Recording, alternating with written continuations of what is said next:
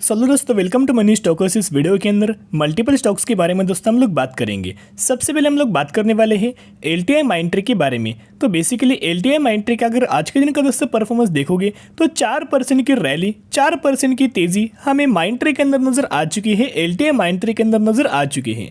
तो सबसे पहले अगर आप देखोगे 4,940 रुपये की क्लोजिंग हमें LTI माइंट्री के अंदर हो चुकी है।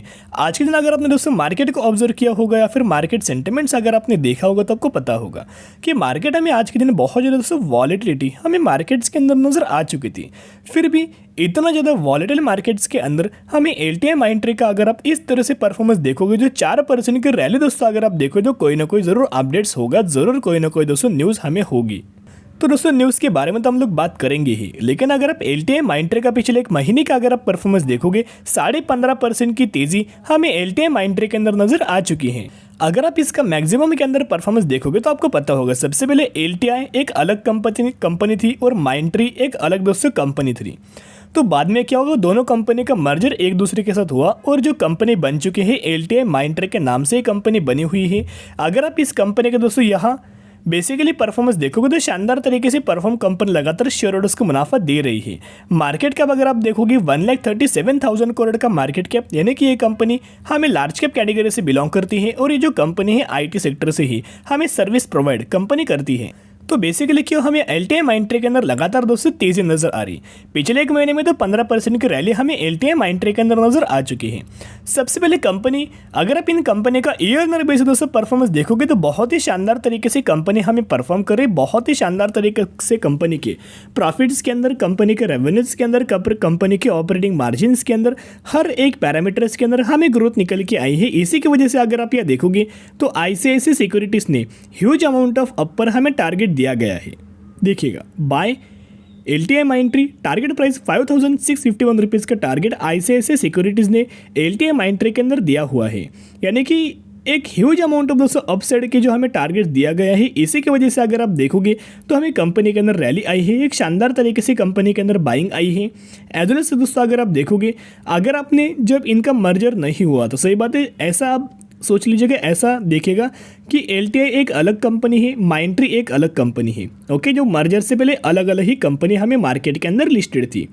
तो 5 सालों में LTI ने ऑलमोस्ट 700% का रिटर्न शेयर होल्डर्स को बना के दिया था। माइंट्री का अगर आप देखोगे तो माइंट्री ने भी ऑलमोस्ट 700% का रिटर्न 5 सालों में शेयर होल्डर्स को बना के दिया था। रिटर्न के मामले में अगर आप देखोगे IT सेक्टर के अंदर तो विप्रो इन्फोसिस भी कंपनी अच्छी है, लेकिन विप्रो इन्फोसिस से भी ज़्यादा जो रिटर्न परफॉर्म करके दिया है LTI ने भी 700% का रिटर्न शेयर होल्डर्स को बना के दिया है और माइंट्री ने भी 700% का ही रिटर्न हमें शेयर होल्डर्स को 5 सालों में बना के दिया है। रिटर्न के मामले में ये कंपनी सबसे बेहतर हमें निकल के आई है और ओवरऑल परफॉर्मेंस भी इस कंपनी का बहुत अच्छा है।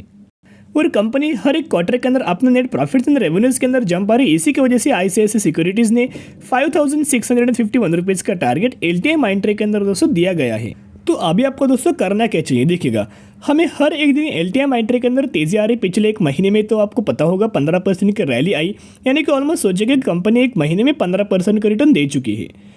तो बेसिकली आपको करना क्या चाहिए कि हमें करंट प्राइस की पर LTI माइंट्री के अंदर निवेश करना चाहिए कि तेज़ी के पीछे हमें भागना चाहिए। नहीं, मैं हमेशा दोस्तों एक सलाह आपके साथ देता हूँ, कभी भी तेज़ी के पीछे आपको नहीं भागना है। जब भी कंपनी गिरावट के अंदर मिले या फिर जब भी कंपनी कंसोलिडेशन फेज के अंदर मिले तभी कंपनी के अंदर आप या buy on the strategy apply करना और लंबे समय के लिए होल्ड करना। ये जो कंपनीज है लंबे समय के लिए दोस्तों बनी हुई है, ये कोई कंपनी शॉर्ट टर्म बेस बनी हुई नहीं है। जितना लंबा इन कंपनीज के अंदर होल्ड करेंगे उतने गजब का आपका पैसा आने वाले सालों में कंपाउंड होगा। और जिन लोगों को पावर ऑफ कंपाउंड का मीनिंग समझ में आया होगा वही आने वाले सालों में बड़ी वेल्थ स्टॉक मार्केट के अंदर इन कंपनीज के अंदर क्रिएट कर सकते हैं। तो अगर आप निवेश करना चाहते हो स्टडी की जगह एनालिसिस की जगह बाद में आप निवेश करने की कोशिश कर सकते हो। अभी हम लोग बात करेंगे कंपनी के अंदर स्प्लिट का बेनिफिट कंपनी देने वाली है, कोई ज़्यादा दिन हमें बचे हुए नहीं है। करंटली 10 फेस वैल्यू है, एग्जीक्यूशन के बाद 2 के अंदर हमें फेस वैल्यू निकल के आ जाएगा, यानी कि 1:5 रेशियो के अंदर आपको इस कंपनी के अंदर स्प्लिट का बेनिफिट मिलने वाला है।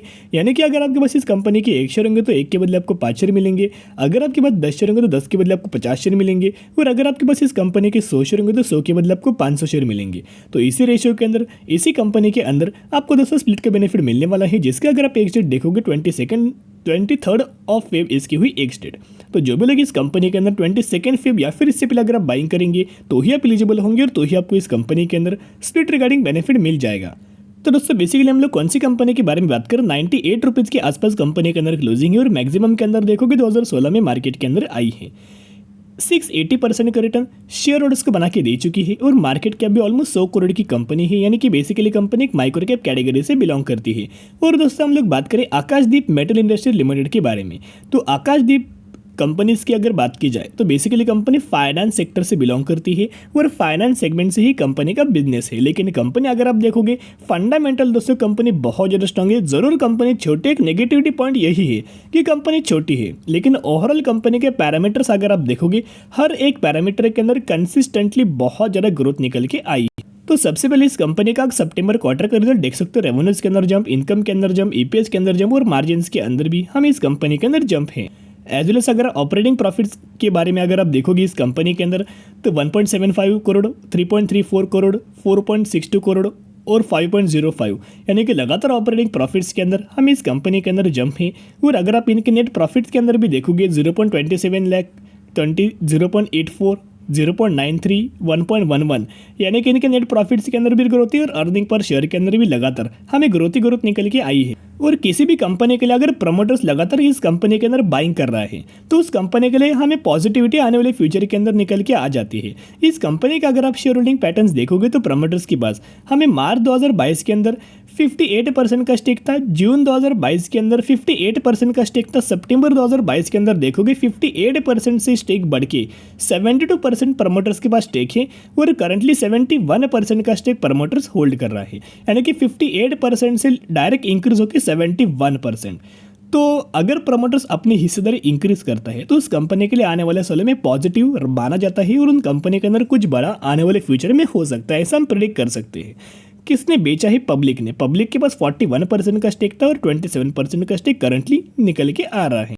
तो अगर आप निवेश करना चाहते हो स्टडी की जगह, एनालिसिस की जगह, बाद में आप निवेश करने की कोशिश कर सकते हो। अभी हम लोग बात करेंगे IEX के बारे में। तो IEX का अगर आप आज के दिन का परफॉर्मेंस देखोगे तो 1.5% की रैली हमें IEX के अंदर आज के दिन हो चुकी है और 136 रुपीज़ की क्लोजिंग निकल के आ चुकी है। तो जो IEX का अगर पिछले एक सालों का अगर आप परफॉर्मेंस देखो तो गिरावट की ही अंदर हमें परफॉर्मेंस है और 43% की गिरावट हमें IEX के अंदर लगातार निकल के आई है। और उस गिरावट के पीछे एक रीजन है कि कंपनी का अगर आप परफॉर्मेंस देखोगे हर एक रिजल्ट्स के अंदर लगातार कंपनी का परफॉर्मेंस डाउनफॉल होते हुए नजर आया है।